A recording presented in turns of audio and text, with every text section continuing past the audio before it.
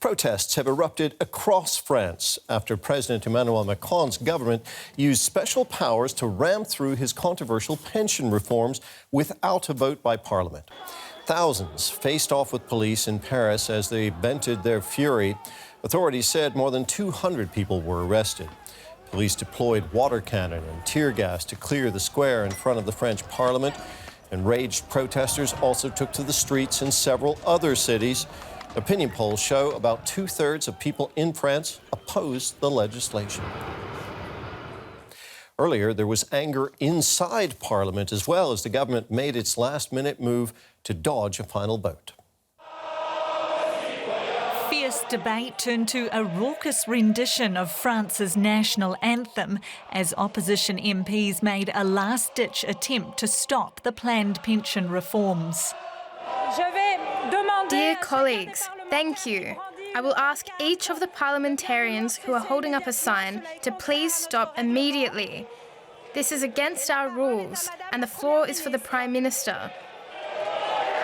Emmanuel Macron's government says the reforms are vital to keep pensions sustainable for the future.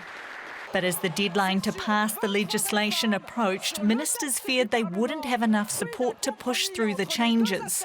Instead, just minutes ahead of the scheduled vote, the government invoked special powers to skip the process altogether. Members of Parliament, today, on the Parliament bill, and due to the uncertainty hanging over a few votes, we can't take the risk of seeing 175 hours of parliamentary debate collapse.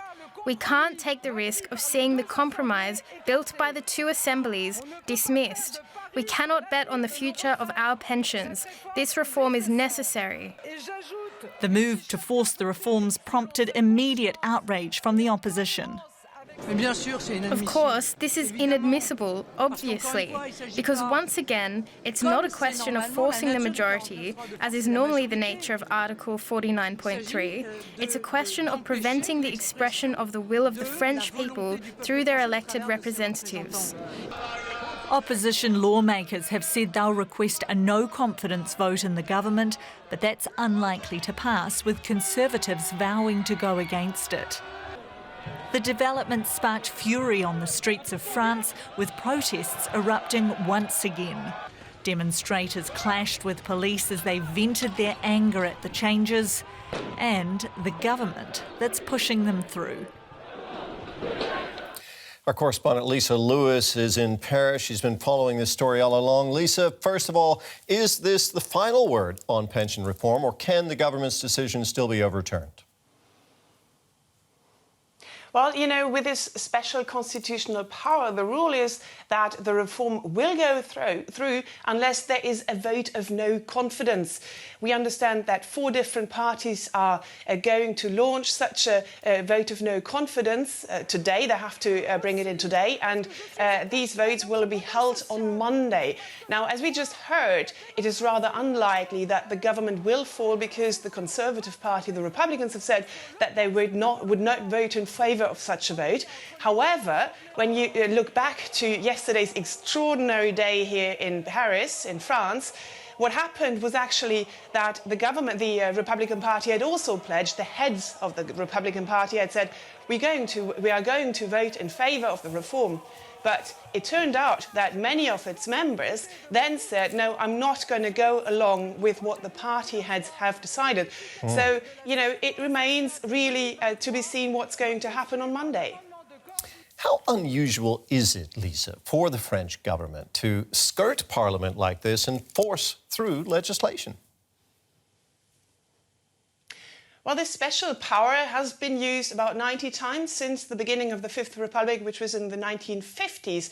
It's not really extraordinary. What is extraordinary, though, is the current situation. We have never seen scenes like that in Parliament. Obviously, you know that the French take to the streets quite often, but it really seems that they're really angry this time around.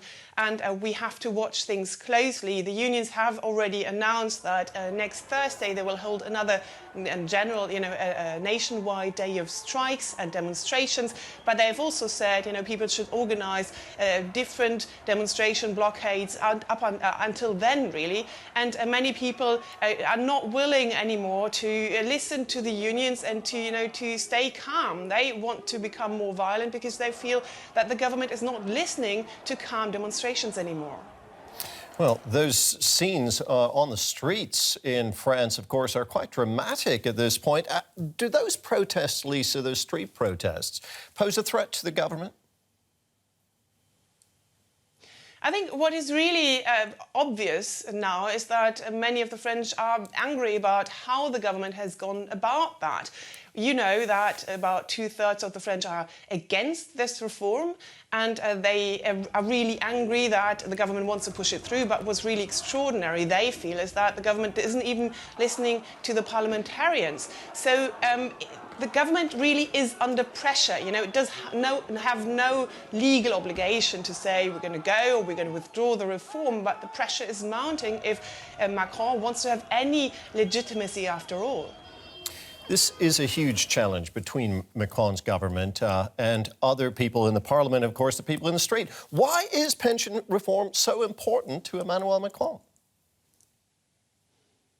Well, you could argue, 62 as the minimum retirement age is not that high, really. But when you look at what age the French really effectively retire, it's rather around 63.